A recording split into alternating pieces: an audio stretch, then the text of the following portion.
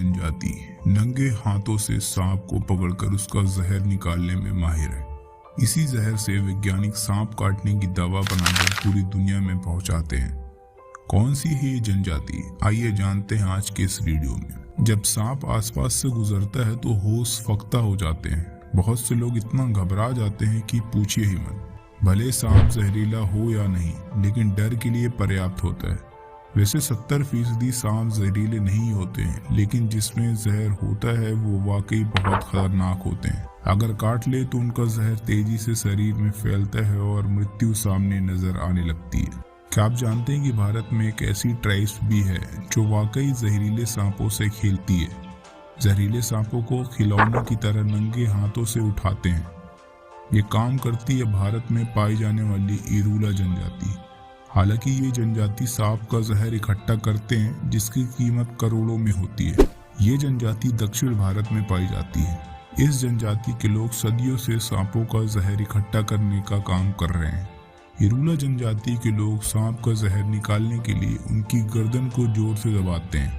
फिर उनका मुंह खुलने पर उनके दांत एक जार में अटका देते हैं। गर्दन दबाने से गुस्से में आया सांप जहर उगलना शुरू कर देता है। इसी जहर को इरूला जनजाति के लोग इकट्ठा कर लेते हैं।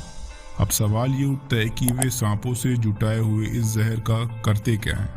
वैज्ञानिक इरूला जनजाति के इकट्ठा किए हुए सांपों के जहर को लेकर उससे सांप के काटने पर लगाए जाने वाले एंटी वेनम इंजेक्शन बनाते हैं। इरूला जनजाति दक्षिणी भारत के केरल, कर्नाटक और तमिलनाडु राज्यों में पाई जाती है।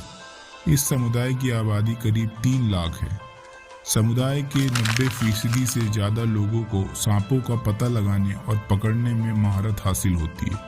कई पीढ़ियों से समुदाय के लोग यही काम कर रहे हैं। समुदाय के बच्चे, बूढ़े और जवान ही नहीं, महिलाएं भी सांपों को पकड़कर उनका जहर इकट्ठा करने में माहिर होती हैं।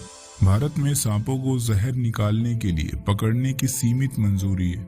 नियम के मुताबिक जहर निकालने के लिए सिर्फ 4 प्रजाति के सांपों को ही पकड़ा जा सकता है। इनमें किंग कोबरा, करैत, रसल वाइपर और इंडियन सॉ स्क्रेल वाइपर शामिल है। बता दें कि इन चारों ही प्रजाति का जहर इतना खतरनाक होता है कि इसकी एक बूंद भी किसी को मौत की नींद सुला सकती है। वहीं इरूला जनजाति के लोग इनका जहर ऐसे निकाल लेते हैं जैसे हम हर सुबह ट्यूब से टूथपेस्ट निकालते हैं। समुदाय के लोगों को जैसे ही जहरीले सांप दिखता है, वे बिना देर किए उसे दबोच लेते हैं और जहर निकाल लेते हैं। समुदाय के लोग सीधे सांप को गले से पकड़कर जहर उगलवा लेते हैं। दरअसल वे सांप को सिर से पकड़ते हैं और एक जार के मुहाने पर उसके दांत लगा देते हैं। गर्दन पर लगातार दबाव पड़ने के कारण सांप आक्रामक हो जाता है और जार पर तेजी से दांत गड़ाने लगता है। उसके नुकीले दांतों से जहर टपक कर जार में इकट्ठा हो जाता है। समुदाय के लोगों ने Irula snake catchers industrial cooperative society भी बनाई हुई है। ये सांप का जहर इकट्ठा करने वाली दुनिया की सबसे बड़ी सोसाइटी में से एक है।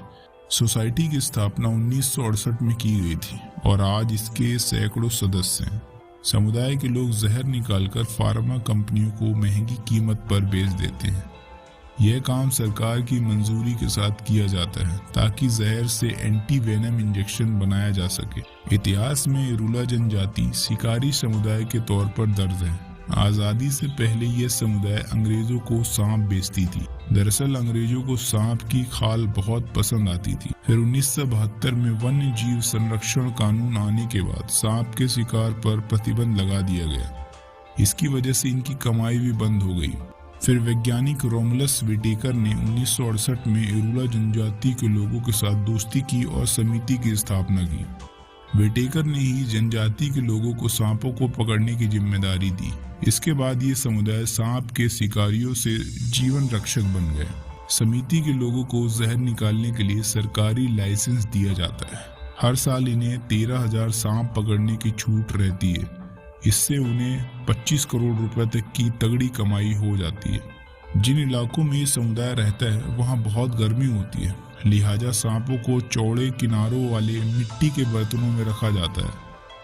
बर्तन को सूती कपड़ों से ढक दिया जाता है। फिर एक धागे से कपड़े को बांध दिया जाता है। समिति के लोग एक सांप को 21 दिन तक ही अपने पास रख सकते हैं। इस दौरान वे 4 बार जहर निकाल लेते हैं। उम्मीद करते हैं दोस्तों आपको आज का वीडियो इन्फॉर्मेटिव लगा हो। ऐसे ही वीडियो को लगातार देखने के लिए हमारे साथ चैनल को सब्सक्राइब करके जुड़ जाएं।